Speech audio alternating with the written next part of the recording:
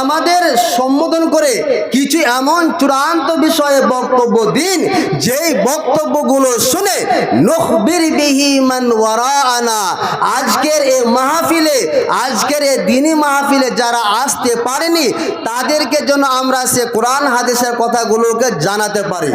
এক নম্বর পয়েন্ট। দ্বিতীয় নম্বর হচ্ছে ওয়া নাদখুল বিহিল জান্নাহ, আপনি এমন এক চূড়ান্ত বিষয়ে বক্তব্য দিন যে বক্তব্যগুলো শুনে আমরা আমল করে যেন জান্নাতে যেতে কথা বলেন পারি। এই দেখুন তিনাদের উদ্দেশ্য। আজকে আমরা জালসা দিই, দাওয়াতি প্রোগ্রাম করি, শুধুমাত্র এটা একটা ফ্যাশন হয়ে গেছে। জেনে না মানা এবং না মানার উদ্দেশ্যে জানা, এটা হচ্ছে মুনাফিকের পরিচয়। মুসলমানের পরিচয় হলো যা জানবো, যা শুনবো তাই মানবো। মুসলমানেরা বলে যে ওয়াকালু সামি'না ওয়া আতা'না, যে আমরা যা আজকে শুনবো তা মানবো, যা ইতিপূর্বে শুনেছি তা মেনেছি, আগামীতে যা শুনবো তা মেনে চলবো। এটা হচ্ছে কার পরিচয় বললাম?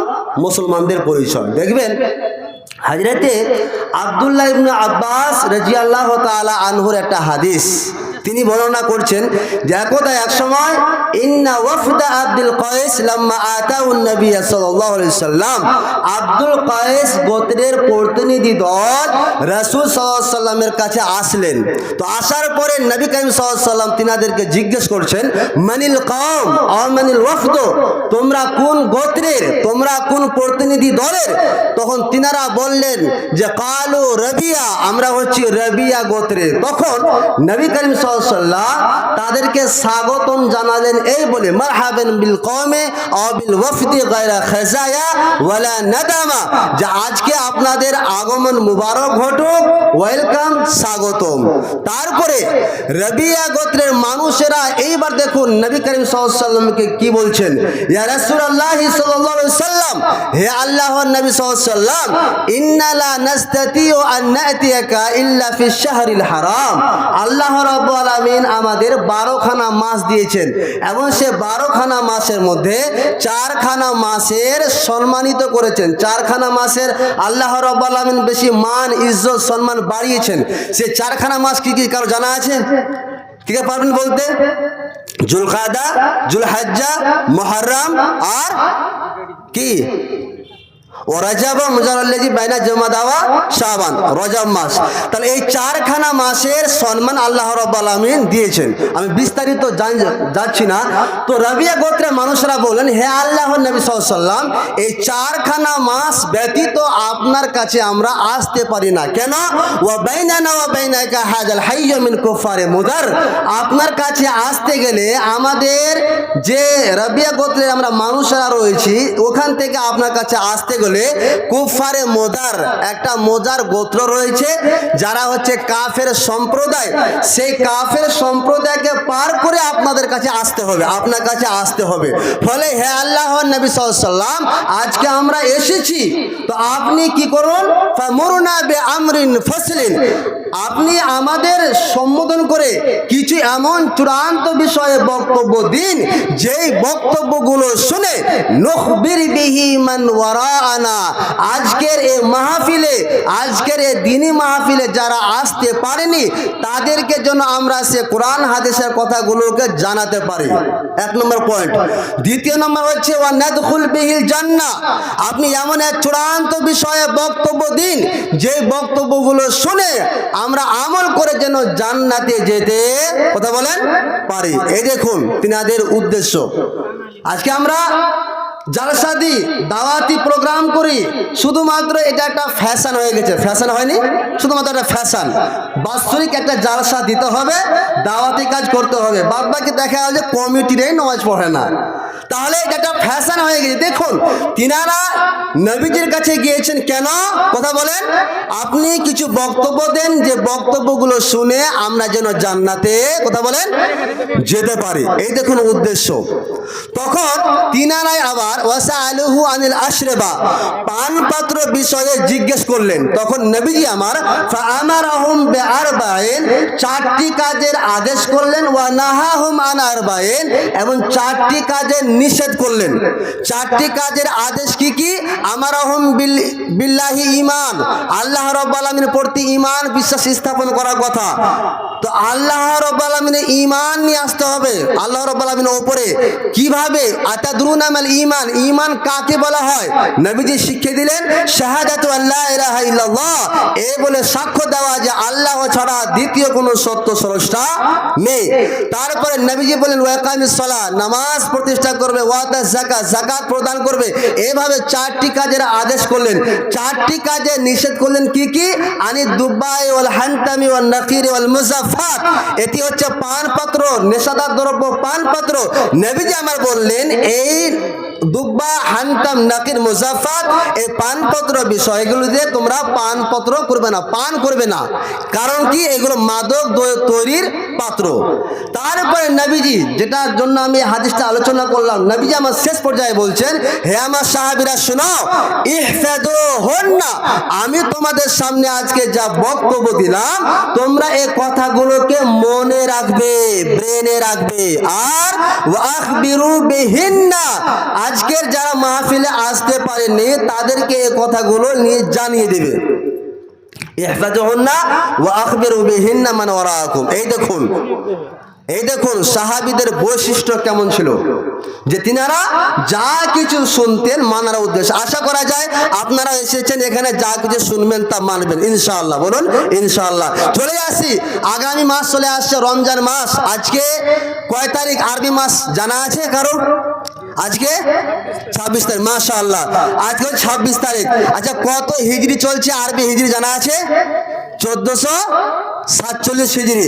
তা আজকে 1447 হিজরির 26 তারিখ শাবান মাসের। তাহলে আর মাত্র কয়েকদিন, 3 দিন অথবা 4 দিন, তাই তো? চলে আসছে রমজান মাস। রমজান মাসের নাম আল্লাহ রাব্বুল আলামিন রমাজান কেন রাখলেন? আচ্ছা, আল্লাহ রাব্বুল আলামিন আমাদের কয়খানা দিয়েছেন মাস? কথা বলেন দেখি। 12খানা মাস দিয়েছেন, তাই তো? তো ইংরেজি মাসের নামগুলো আপনাদের জানা আছে? জানা আছে, জানুয়ারি, ফেব্রুয়ারি মাস সব জানা আছে। আচ্ছা, আরবি মাসগুলোর নাম জানা আছে?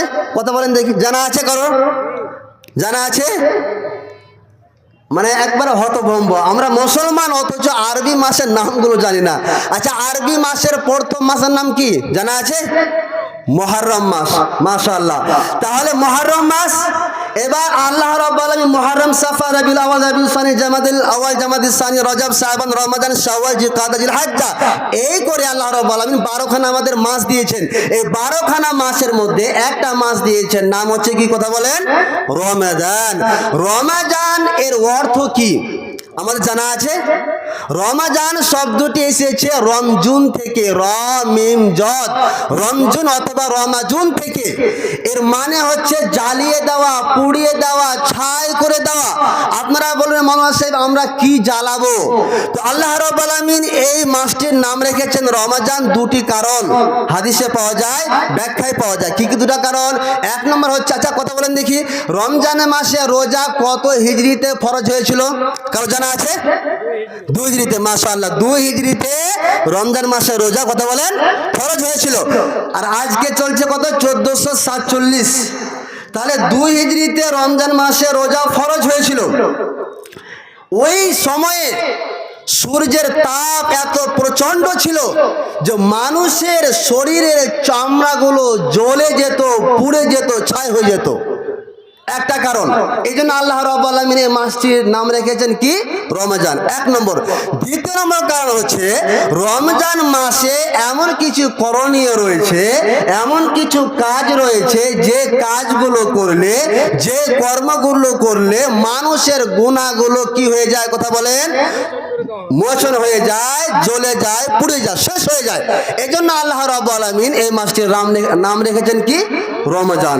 চলে আসি, রমজান মাসের রোজা বা রমজান মাস কতটা গুরুত্বপূর্ণ মাস যে সালফে সালেহিনেরা প্রায় 6 মাস আগে থেকে আল্লাহর কাছে প্রার্থনা করতেন, হে আল্লাহ, আল্লাহ তুমি আমার ভাগ্যে রমজান মাসটা, কথা বলেন, দিও। 6 মাস আগে থেকে প্রার্থনা করতেন। এটা তো হতে পারে যে মানুষ রমজান মাস শুরু হওয়ার আগে, একদিন আগে তো মারা যেতে পারে, পারে না? পাওয়া যেতে পারে। তাহলে সালফে সালেহিনেরা প্রায় 6 মাস আগে থেকে প্রার্থনা করতেন, হে পরওয়ারদিগারে আলম, তুমি আমার ভাগ্যে রমজান মাস দিও। আবার রমজান মাস যখন শেষ হয়ে যেত আবার 6 মাস ধরে প্রার্থনা করতেন, হে পরওয়ারদিগারে আলম, আমি যে রমজান মাসে রোজা রাখলাম বা আজ যে নেকির কাজগুলো করেছি, কোরআন তিলাওয়াত করেছি রমজান মাসে, তাহলে এই ইবাদতগুলোকে আল্লাহ তুমি কবুল করো। এই কথাটা, এই প্রার্থনাটা প্রায় 6 মাস ধরে করতেন। আমি আপনি কি করি, রমজান মাস শুরু হবে, এবার রমজান মাস শুরু হবে, প্রথম দিন কিন্তু আমরা মসজিদে যেতে একটু লজ্জা করি না, যে গেলে তো মানুষ কি ভাববে।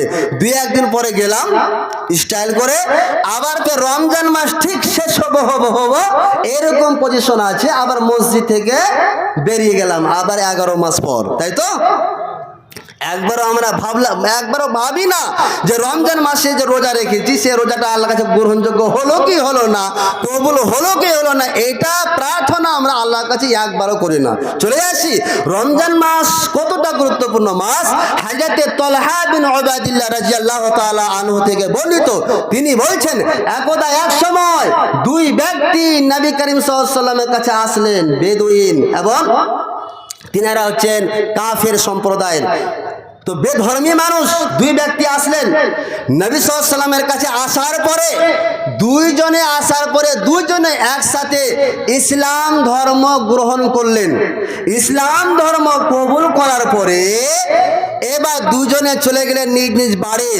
তালহা বিন উবাইদুল্লাহ বলছেন, দুজনে এবার আল্লাহর আহকাম বিধি বিধানগুলোকে মানতে আরম্ভ করলেন। দুজনের মধ্যে একজন বেশি বেশি করে নামাজ পড়তো, 5 ওয়াক্ত তো নামাজ পড়তো, নফল নামাজ বেশি বেশি করে পড়তো। রোজা রমজান মাসে তো রোজা রাখতোই, বেশি বেশি করে নফল রোজা রাখতো। যাকাত ফরজ তো যাকাত প্রদান করতোই, তাছাড়া বেশি বেশি করে আল্লাহর রাস্তায় দান করতো। একজন ব্যক্তি আল্লাহর রাস্তায় বেশি বেশি করে জিহাদ করতো। দ্বিতীয়জন ব্যক্তি অপেক্ষা কম, সংক্ষেপে বলছি।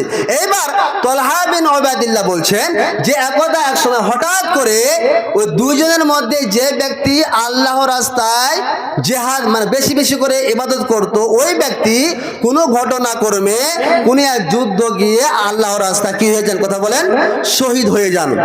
শহীদ হয়ে গেল। তো তালহা বিন, আচ্ছা একটা প্রশ্ন আপনাদের, উনি শহীদ হলেন আর এই দ্বিতীয় ব্যক্তি 1 বছর পরে মারা যাচ্ছেন, আচ্ছা জান্নাতে কার যাওয়ার কথা? শহীদ ব্যক্তি। কিন্তু তালহা বিন উবাইদুল্লাহ বলছেন, আমি স্বপ্নে দেখলাম শহীদ ব্যক্তি জান্নাতে না গিয়ে প্রথমে দ্বিতীয়জন ব্যক্তি, যে ব্যক্তি 1 বছর পরে মারা গেছেন, এই ব্যক্তিকে আমি জান্নাতে দেখতে পেলাম স্বপ্নতে। এটা আমি আশ্চর্য হয়ে গেলাম, আমার মাথা কাজ করছিল না, আশ্চর্য হয়ে গেলাম এটা কিভাবে হয়। এবার আমি সাহাবীদের সামনে এই ঘটনাটাকে তুলে ধরলাম, সাহাবীরা আশ্চর্য হয়ে গেলেন। এই ঘটনাটা আমি নবী করিম সাল্লাল্লাহু আলাইহি ওয়াসাল্লামের সামনে তুলে ধরলাম।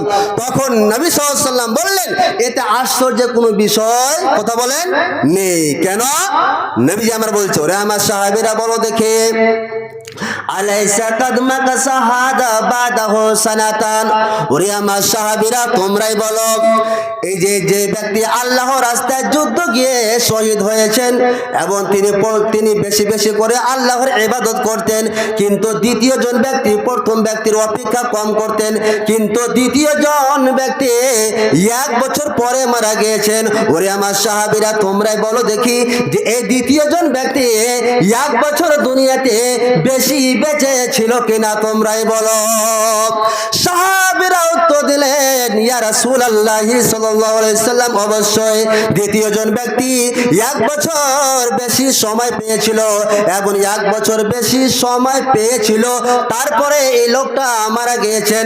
তখন নবীজি আমার বললেন, ওরে আমার সাহাবীরা শোনো, এই লোকটা 1 বছর বেশি দুনিয়াতে বেঁচে ছিল বলে ফাদরাকা রমজান মাস পেয়েছিল। রমজান মাস পেয়ে আমাদের মতো হতভাগা মানুষ নয়, আমাদের মতো চগলখড়ি মানুষ নয়, বেঈমান মানুষ নয়, আমাদের মতো আল্লাহ আমাদেরকে সৃষ্টি করেছেন, সে আল্লাহকে ধোঁকা দিয়ে আজকে আমরা দুনিয়াতে চলাফেরা করে। নবীজি আমার বললেন, ওরে আমার সাহাবীরা শোনো, ফাআদরাকা রমাদান, এই লোকটা 1 বছর বেশি দুনিয়াতে বেঁচে ছিল বলে রমজান মাস পেয়েছে। আর রমজান মাস পাওয়ার পরে ফাসামাহু, এই লোকটা রমজানের রোজা রেখেছিল। নবীজি আমার বললেন, শুধু তা নয়, ওয়াসাল্লা কাদা সাজদাতান ফিস সানাতে, ওরে আমার সাহাবীরা শোনো, এই লোকটা 1 বছর বেশি সময় পেয়েছিল বলে আল্লাহর বেশি বেশি করে ইবাদত করেছিল, বেশি বেশি করে সাজদা করেছিল। ওরে আমার সাহাবীরা শোনো, যে ব্যক্তি আল্লাহর রাস্তায় শহীদ হয়ে মারা গিয়েছেন এবং এই লোকটা, যে লোকটা 1 বছর পরে মারা গিয়েছেন, ওরে আমার সাহাবীরা শোনো, এই দুজনের মধ্যে পার্থক্য হলো এতটুকু, যেরকম আসমান জমিনের মধ্যে পার্থক্য রয়েছে। ফালাম্মা বাইনাহুমা আবআদু মিম্মা বাইনাস সামাই ওয়াল আরদ। এবার আপনাদের কাছে প্রশ্ন, কি প্রশ্ন? আচ্ছা, যিনি বেশি বেশি করে আল্লাহর রাস্তায় ইবাদত করতেন, আল্লাহকে খুশি করার জন্য জিহাদ করতেন, ওই ব্যক্তি শহীদ হয়ে মারা গেলেন, পরে 1 বছর ওই লোকটা জীবিত থাকলেন, এই লোকটাই আবার আগে জান্নাতে চলে গেলেন। কিসের দৌলতে? কথা বলেন। রমজান মাস পাওয়া দৌলতে। বুঝতে পেরেছেন? তাহলে রমজান মাসের পাওয়ার কত, রমজান মাসের পাওয়ার কত, শক্তি কত, যে রমজান মাস পেয়েছে বলে, রোজা রেখেছিল বলে এই লোকটা 1 বছর পরে মারা গেলেও এই লোকটা প্রথমে জান্নাতে চলে গেলেন। জি, আজকে আমাদের ধন্য মনে করা উচিত। ইনশাআল্লাহ আমরা আগামী রমজান মাস পাবো, পাবো কি পাবো না? ইনশাআল্লাহ আল্লাহ যদি আমাদের হায়াত দেয় তাহলে আমরা ইনশাআল্লাহ পাবো। তাহলে যখনই রমজান মাস আসতেন